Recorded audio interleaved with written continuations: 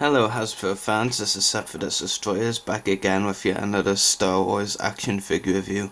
This time taking a look at an older figure this time. It is Yarael Poof from the Saga collection, I believe.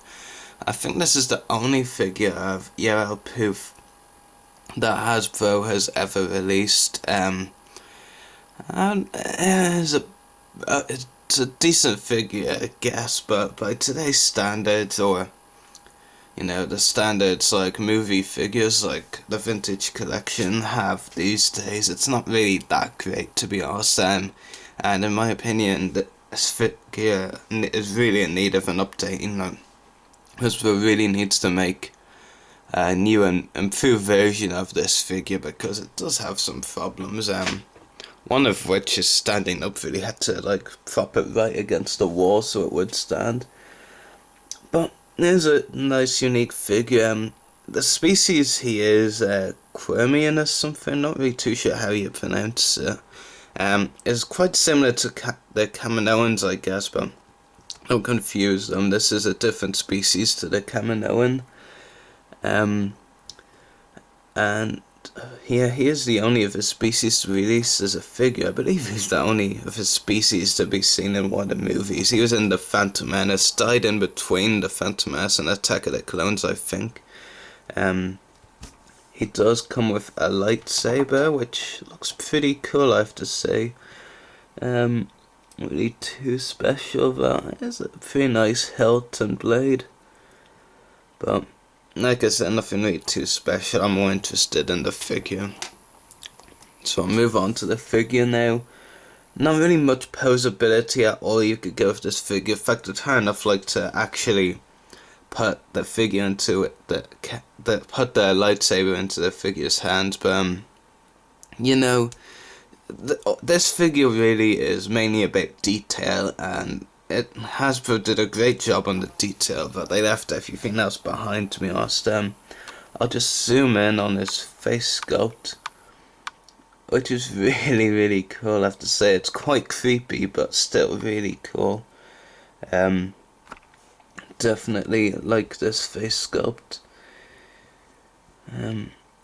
Very interesting face sculpt, to be honest. And then there's the long neck. Not sure if it's longer or not as the Kaminoan one, but it's very long.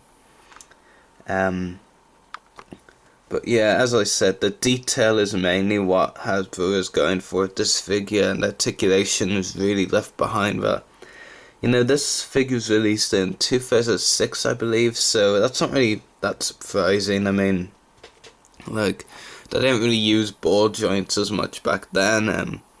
The articulation, I'm not even sure he actually has a head. It can kind of move it a bit, but it feels like rubber, to be honest. I'm not even sure there's any head or neck articulation. I don't know. If there is, it's some weird articulation I've never seen before, but it doesn't really look like it. He also has swivel shoulders, swivel elbows, swivel wrists, swivel waist, which is also kind of on a joint. But weird, yeah. Swivel hips, but these are actually weird swivel hips. You move one, you move both of them, so quite weird. Yeah, you just move one and the other moves with it. And the knees are on a hinge. I'm not even sure you could call these ball hinged. They don't look like natural ball hinge knees to me. They just look like hinge. I don't know. I'm not sure if that makes sense. And he doesn't have any articulation in the ankles. So like I said, articulation is disappointing. I think in the lower part of the figure, like the legs, it would have been better if they didn't make both figures' hips move when you moved one. But the upper part of the articulation and the arms, it could be much better. I mean, every joint is swivel. I mean, there's hardly any poses you can get out of that, to be honest. But like I said, Hasbro wasn't really going for articulation with this figure. It was all about the detail, and yeah, they did do a good job on the detail. I don't think we can deny that. The face sculpt especially looks really, really cool. Very nice. Just quick look at the back of the figure. So yeah, it does have a soft goods cloak as well. I'm not really too bothered about it. It does work quite well with the figure overall, but I don't ever mind if we don't get soft goods cloaks. But yeah, guess I have to include that sometimes. So by today's standards, I'd probably give a rating of about only 6 out of 10 because, like, in every way, by the detail, which is great, the figure kind of lacks and is pretty bad, I guess. It's definitely a Jedi figure from the prequel trilogy that needs updating. Even though he didn't really do much in the prequels, I mean, well, he was only in one of them, I believe, the Phantom Menace, like, on the council. He's more known for his appearance in Robot Chicken, was it? Or that comedy thing including Yarael Poof. But yeah, decent figure, interesting character design as well. So really, really cool.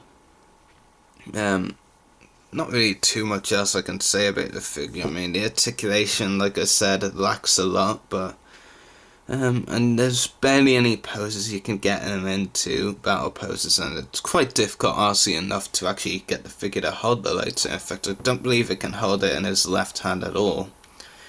But anyway, that should do it for this review. To be honest, I don't really have anything else to say. So tomorrow, the next review, provided I don't actually get any 2012 product before then, will probably be on Clone Wars Clone Commander Bly. Just one last look at Yarael Poof. So anyway, may the force be with you and happy hunting.